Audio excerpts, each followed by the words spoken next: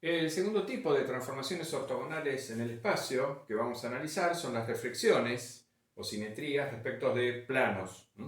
Entonces vamos a suponer que tenemos un plano pi que pasa por el origen y vamos a llamar S sub pi a la reflexión respecto de dicho plano. Entonces, esta reflexión lo que hace es a cada vector x del espacio lo refleja respecto del plano pi que está fijo. Entonces a este vector x lo transforma en este vector. Este sería el reflejado, es decir, S sub pi de x. Si n es un versor normal al plano pi, observamos que este vector, producto interno de x contra n por n, este vector es la proyección ortogonal sobre la recta ortogonal al plano pi, precisamente. Y además vemos que el reflejado, S sub pi de x, es precisamente x menos dos veces este vector. O sea, al vector x le restamos dos veces este vector, obtenemos su reflejado, S sub pi de x.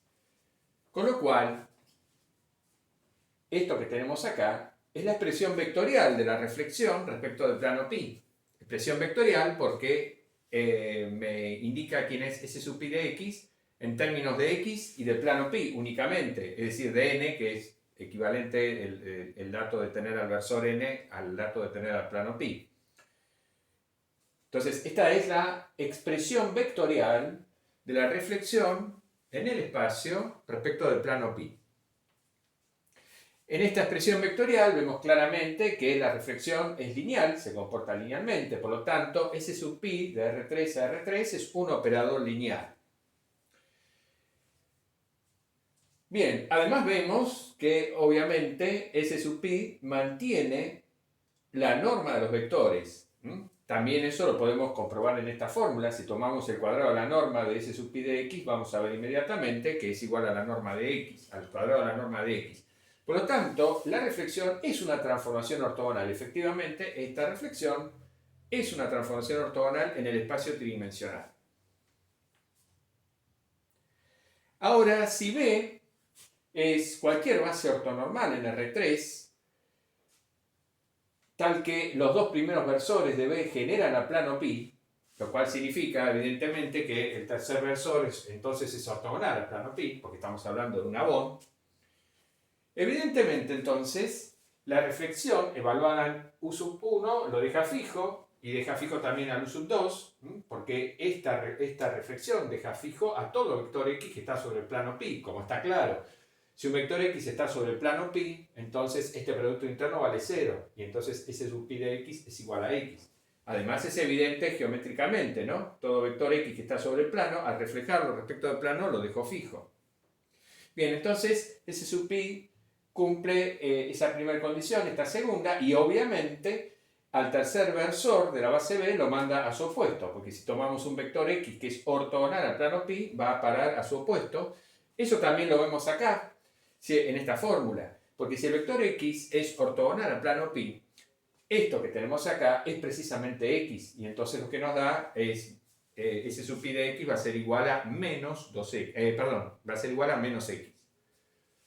Bueno, entonces, de estas tres ecuaciones, concluimos que la matriz de la reflexión en una base ortonormal como esta, es esta matriz.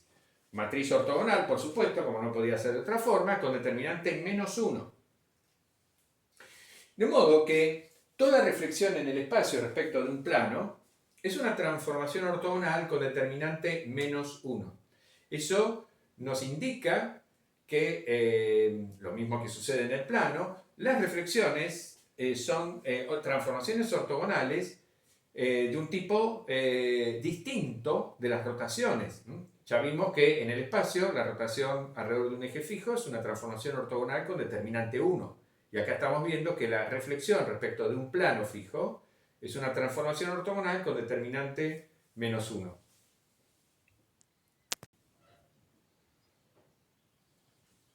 Bien, en el espacio podemos reflejar respecto de un plano, como acabamos de hacer recién, pero también uno dice, podríamos reflejar respecto de una recta que pase por el origen. Ahora, ¿qué pasa? ¿Qué tipo de transformación ortogonal es la reflexión respecto de una recta que pasa por el origen si estamos en R3? Si estamos en R2, ya vimos, este tipo de transformación es una transformación ortogonal en el plano, pero que tiene determinante -1. Es una transformación esencialmente distinta de las rotaciones alrededor del origen. ¿Qué pasa en el espacio? En el espacio, la reflexión respecto de una recta fija es ciertamente una rotación de 180 grados alrededor de esta recta, como estamos diciendo acá. Tenemos la tercera dimensión que nos permite girar a X alrededor de la recta L para llegar a esta posición, que sería su reflejado respecto de esta recta. Entonces, en el espacio, en R3, la reflexión respecto de una recta L es una rotación de ángulo pi, 180 grados, alrededor de dicha recta. Entonces, no es un nuevo tipo de transformación. Va a tener determinante 1. No es como las reflexiones respecto del plano.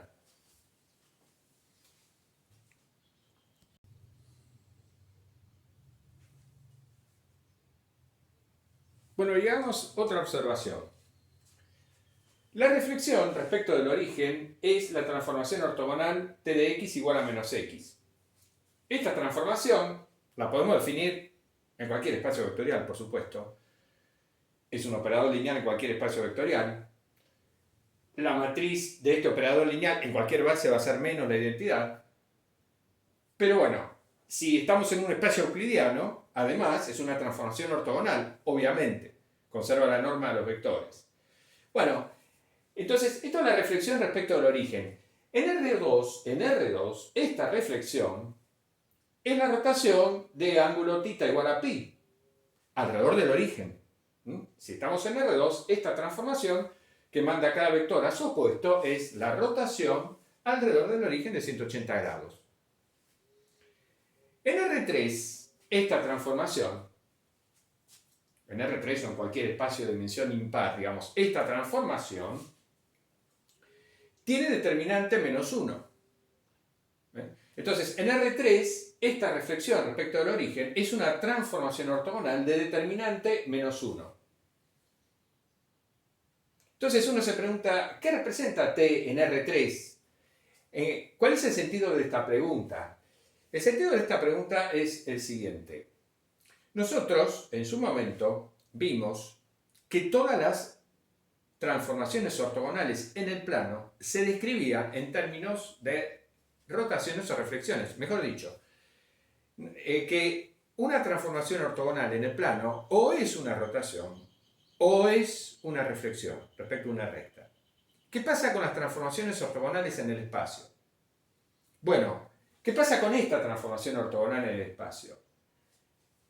¿Es una rotación? ¿Es una reflexión? Bueno, una rotación no puede ser nunca una rotación alrededor de un eje, no puedo describir nunca esta transformación como una rotación alrededor de un eje fijo, porque tiene determinante -1.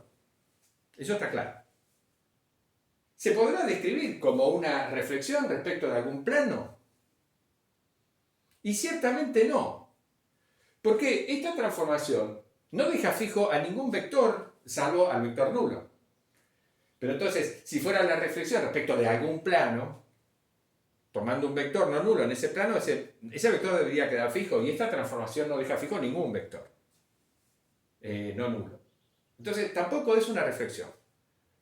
Entonces ya uno dice, bueno, en R3, en el espacio tridimensional, no pasa como en el plano.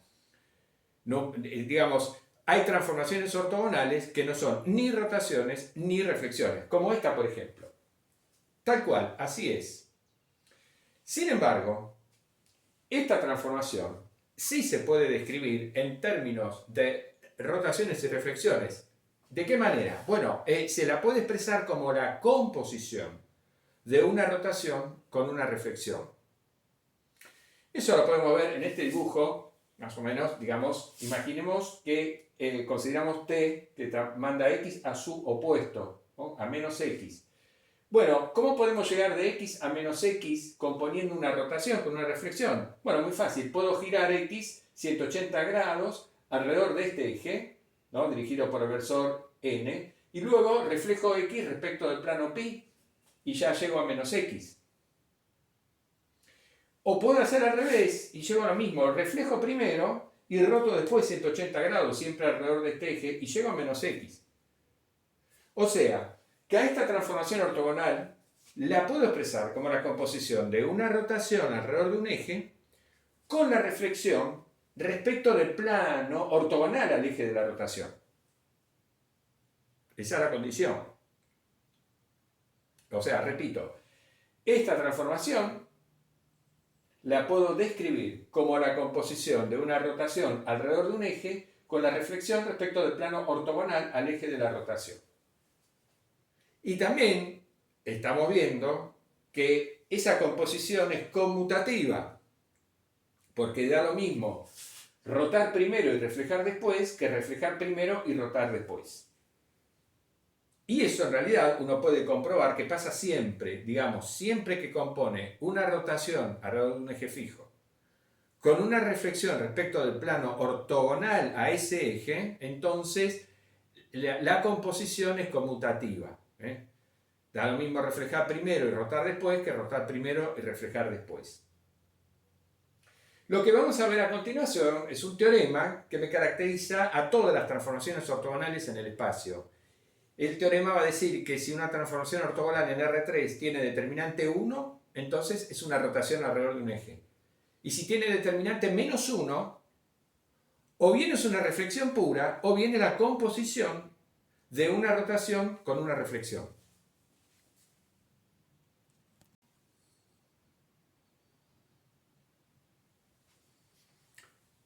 Bueno, en este ejercicio, digamos, formalizamos el hecho geométricamente evidente que comentábamos respecto de la conmutatividad en la composición de una rotación alrededor de un eje con la reflexión respecto al plano ortogonal a dicho eje. Consideramos una rotación arbitraria de ángulo θ alrededor del versor E y consideramos la reflexión, S es la reflexión respecto del plano ortogonal al eje E, ¿no? No es cualquier plano, sino que es el plano ortogonal al eje E. Con lo cual, de acuerdo a las fórmulas vectoriales que ya hemos visto, la rotación R para todo X en R3 está definida de esta manera y la reflexión está definida de esta forma. Entonces, a partir de estas fórmulas, probar que el ejercicio pide probar que la composición S cerito R es igual a la composición R cerito S, y bueno, y obtenemos esta expresión para ambas composiciones. Es decir, acá estamos rotando el vector X y después reflejándolo, ¿no? Respecto del plano pi, es lo que estamos haciendo. Bien, entonces uno puede probar que ambas composiciones dan lo mismo, dan esto, usando esas fórmulas. La cuenta es larga, pero es fácil. De todas maneras, esto mismo uno lo puede ver matricialmente, sin necesidad de utilizar las fórmulas vectoriales, considerando una Bond adaptada a la situación, es decir, una Bond en la cual los dos primeros vectores generen el plano pi y el tercer vector, por lo tanto, sea paralelo, o sea, el mismo versor E, podemos tomar el mismo versor E. Y entonces ahí, en una Bond de esa forma, la matriz de R va a ser la matriz coseno de θ, seno de θ 0, menos seno de... Lo estoy diciendo por columnas, ¿no? La primera columna va a ser coseno de θ, seno de θ 0, la segunda columna menos seno de θ, coseno de θ 0, y la tercera columna 0, 0, 1. Esa va a ser la matriz de R en una Bond construida de esa forma. Y la matriz de S en la misma Bond va a ser la matriz, de vuelta lo digo por columnas, 1, 0, 0, 0, 1, 0 y 0, 0, menos 1. Bueno, da lo mismo si se dice por columnas o por filas, ¿no? En esa última. Bueno, y es muy fácil ver, bueno, es una verificación inmediata, que si multiplico esas dos matrices, en el orden en que lo haga, voy a obtener la misma matriz. Me va a quedar la matriz igual a la de la rotación, pero en la tercera columna, en lugar de tener 0, 0, 1, voy a tener 0, 0, menos 1. Pero en fin, digamos, entonces, es la forma de comprobar lo que estamos diciendo, ¿no? La conmutatividad en este tipo de composiciones. Pero hay que tener en cuenta que esa conmutatividad se cumple solamente, no solamente, pero se cumple, digamos, cuando el plano de la reflexión es el plano ortogonal al eje de la rotación, porque si no, no se cumple, digamos, en general no es válida esa conmutatividad.